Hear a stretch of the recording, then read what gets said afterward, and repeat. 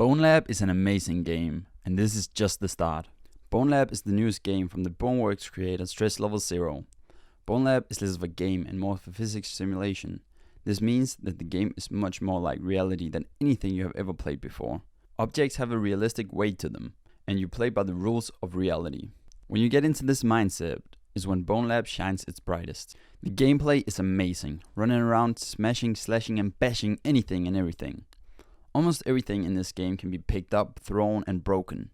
It feels like you can do whatever you want, and the game allows you and encourages you to do it. Breaking barrels, shooting crates, it is just a natural part of the experience, and I'm very happy with the effort they put into this. It just makes the world feel real and exciting to explore. Melee weapons have a nice weight to them, and you really feel the power when you swing at your opponent. The gunplay is exciting. The weapons feel great to clock, reload and shoot. Using one-handed or two-handed is great. It can be a bit difficult to aim correctly with two-handed long weapons, but otherwise I have no complaints. Overall, a pretty decent weapon system. There's also plenty of ammo in the game. During my playthrough I was never afraid of running out, so there is no need to use it sparingly. The inventory has 3 slots for big weapons and 2 for small, as well as an ammo pouch. To grab these items, you must press both the grab and the trigger. This is annoying at first, but you will quickly become used to it, and it makes sure that you never accidentally grab your weapons. The movement is pretty decent and works great most of the time, and with the fast characters it becomes very fun to zoom around. The only complaint I have is pulling yourself up. It takes a bit too long for your legs to agree with what you're doing and let you scale the object. Most puzzles are physics based and pose you with a small quick challenge to overcome. The puzzles are quite easy and don't ruin the flow of gameplay. They're a great addition to the game and add a good amount of fun without taking anything away.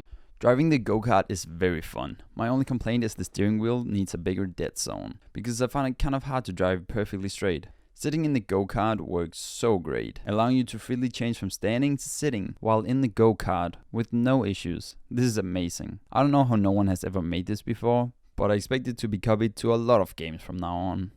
There are 4 types of enemies in this game. Melee enemies don't offer a lot, unless they are swarming or flanking. The game uses these quite often, and they don't offer a lot of difficulty. Single shot enemies are interesting compared to the melee ones, offering a slight challenge to not get hit by their damaging shots.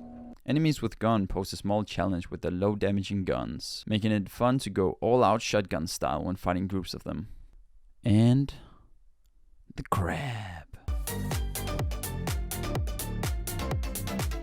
The story is quite weak. It's told mostly through radios and is not very visual. It doesn't make you feel or care much for the narrative, characters or the story. The thing that kept me going was when I was wondering, what am I? What is this place? And how is all of this connected? Questions that the game mostly doesn't ask or answer, leaving it for MatPat to find out. But hey, that's just a theory. Whenever you hit an enemy, it makes a satisfying sound, with the voice lines and other sounds played when you make the final blow, allowing you to continue at ease, knowing that he won't just get back up and stab you in the back. The sound when you break something is also immensely satisfying, almost becoming an addiction to break all the ammo crates. The gun sounds are nice, letting you know the power of the weapon you're wielding. In some of the parts of the game there's background music, but the music shines in the combat scenes, adding intensity and just making you feel cool blasting down your enemies. The comfort of this game is very intense. For me, it was not too bad, only experiencing slight discomfort after 2 hours of straight play. But I remember playing Boneworks for the first time and feeling terrible for hours after playing it just for a short while. So if you're a new player, this might not be the experience for you. There are a few bugs in this game. I experienced crashes, problem with getting up from the ground. I personally had to restart my game twice because I was unable to continue. It's very sad to see the game not being fully fleshed out, but what's there is definitely acceptable.